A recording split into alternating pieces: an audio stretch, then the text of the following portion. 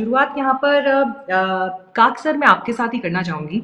देखिए 3-4 जो इम्पोर्टेंट बिंदु हैं, मैं एक बार फिर अपने दर्शकों के लिए उसको हाइलाइट कर रही हूँ।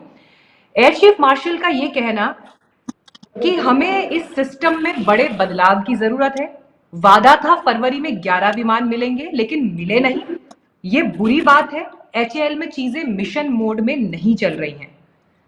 वो कह रहे हैं कि हमें एचएएल पर भरोसा ही नहीं है।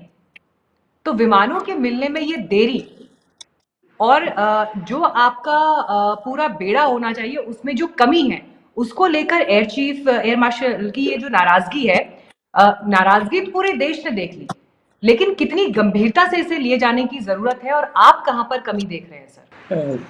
देखिए, जनरल ध्रुव खरगोश साहब ने आपके लिए सामने, आपके दर्शकों के सामने सारे इश्यूज जो इसमें हैं उन पर काफ़ी बहस की है। मैं दोहराऊंगा नहीं जो उन्होंने कहा है, मगर पहली बात जिस पे हमने अभी तक कोई जिक्र नहीं किया है वो ये है कि चीन और पाकिस्तान का जो नेक्सस है हमारे देश के लिए रक्षा और रणनीति की एक बहुत ही बड़ी चुनौती है, और उस चुनौती को इफ़ेक्टिवली सामना करने के लिए, जैसे अंग्रेजी में कहते हैं, इंडियन एयरफोर्स जो एक स्वॉर्ड आर्म है, मल्टी डोमेन वॉरफेयर, साइबर, ये उधर उधर की बातें की जाती हैं, मगर जब कुछ होता है तो सारी की सारे बुनियादी जिम्मेवारी इनिशियल पीरियड पे जब क्राइसिस होता है वो वायुसेना पे आता है।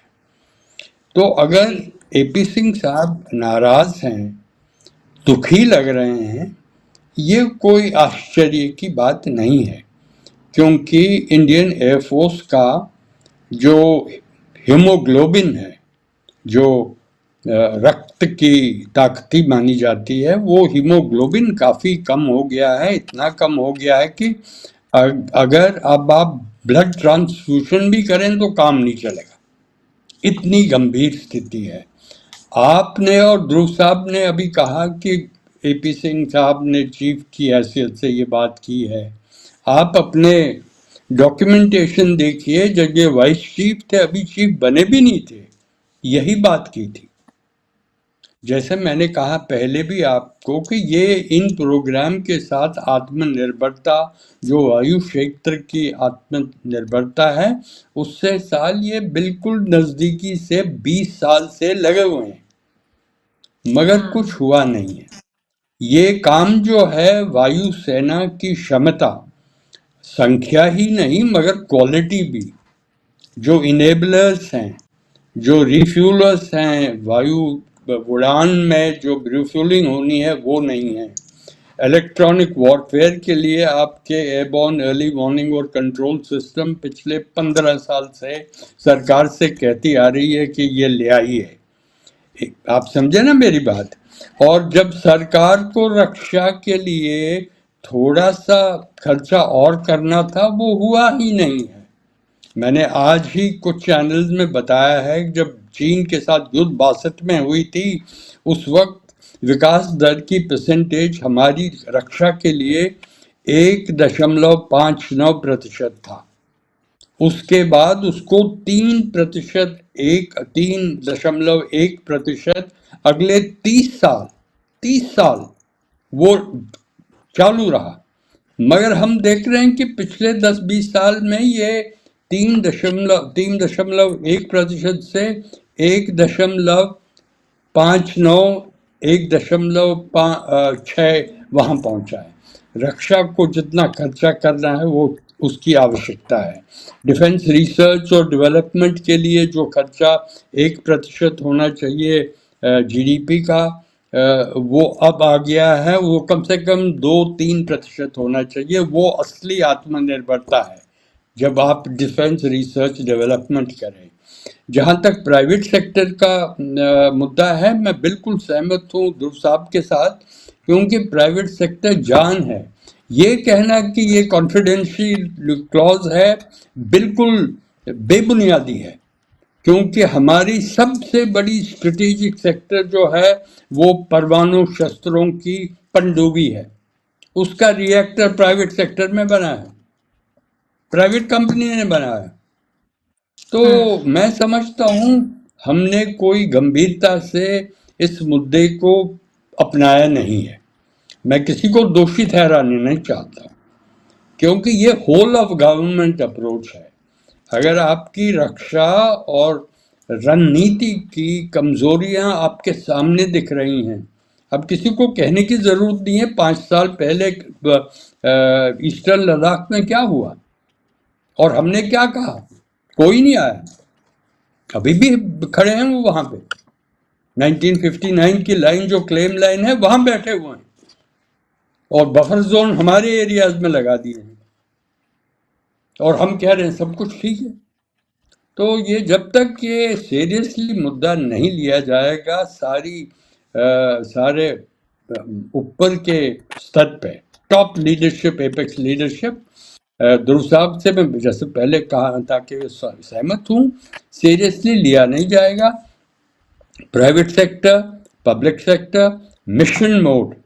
अगर प्रधानमंत्री हर एक बड़े बड़े कार्यक्रम में मिशन मोड ले लेते हैं, मुझे राजनाथ जी से पूछना है वो क्यों नहीं ले रहे हैं। वो एक दिन कुछ बात कर रहे हैं जहां इतनी गंभीरता की प्रॉब्लम है, वहां वो कह रहे हैं कि कहीं कुछ अच्छा हुआ है।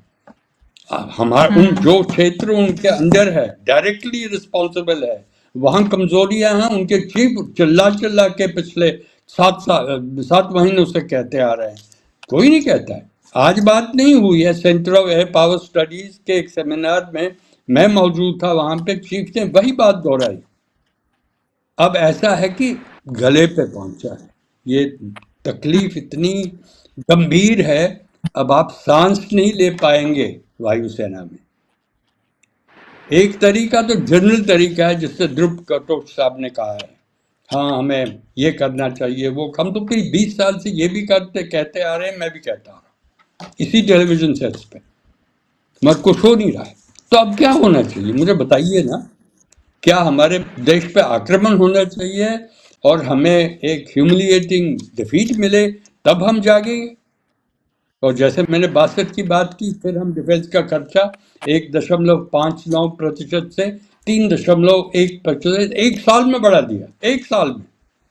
यहां तो 20 साल की बात कर रहे हैं। जब तक इसको आप मिशन मोड में नहीं लेंगे। अब सरकार ने किया क्या, इसका मैं आपके दर्शकों को कहना चाहता हूं। जब सबसे बड़ी गंभीर बात हो और कुछ करना नहीं हो, एक कमेटी बनाई गई है। पिछली बार जब वायुसेना के अध्यक्ष ने बात की थी तो रक्षा मंत्रालय ने कमेटी बनाई है। ये कमेटी हमें बताए कि मुश्किलें क्या हैं एयरफोर्स की, कहाँ क्या करना चाहिए, कैसे करना चाहिए, किस टाइम फ्रेम में कैसा चाहिए, तकनीक कैसी चाहिए, कैसे और पॉलिसियां नीतियां कैसी बनानी है। ये सरकार ने रिस्पॉन्स दिखाई है। मुझे लगता है, मजाकिया कह रहा हूँ आपसे, शायद एक और कमेटी बनाएगी कि अब इन्होंने जो बात की है इस पे भी बता दीजिए क्या करना चाहिए। मैं आपसे और दर्शकों से माफ़ी चाहता हूं क्योंकि मैंने 40 साल एयरफोर्स में काटे हैं। इसी लापरवाही से जैसे एयरफोर्स के मामलों की बिल्कुल केयरलेसनेस दिखा रहे हैं, मैं तो बहुत ही अफसोसनाक हूँ। मैंने 2 जंगों में भाग लिया। 65 की जंग में, मैंने 71 में जंग में बमबारी की है। मैं भी चाहूंगी सर आप ऐसे शब्दों का इस्तेमाल करें, आपको ये कहना पड़े कि माफी जैसे शब्दों का मतलब कम से कम मैं एटलीस्ट इस बातचीत में कह सकती हूँ। और आप जो कंसर्न जता रहे हैं, इनफैक्ट हमारे सवाल उसके आगे छोटे पड़ गए, क्योंकि जिस अनुभव के साथ और जिस बैकग्राउंड के साथ और जिस संजीदगी के साथ आपने उन बिंदुओं को हाईलाइट किया है, यहाँ पर किसी की निजी आलोचना मुद्दा नहीं है, या वो ये देश की वायुसेना और वायुसेना के मामलों और उनकी शक्ति से और देश की सुरक्षा से जुड़ी हुई बात है। और अगर वो प्राइम कंसर्न में, प्रायोरिटी में इस वक्त नहीं दिखाई दे रही है, बीते इतने सालों से जो कंसर्न्स जाहिर किए गए एक के बाद एक के बाद एक, और अगर वो नहीं हाईलाइट हो रहे हैं या अगर उन पर काम नहीं हो रहा है, तो अब भी नहीं होगा तो कब होगा? हम किस चीज का इंतजार कर रहे हैं?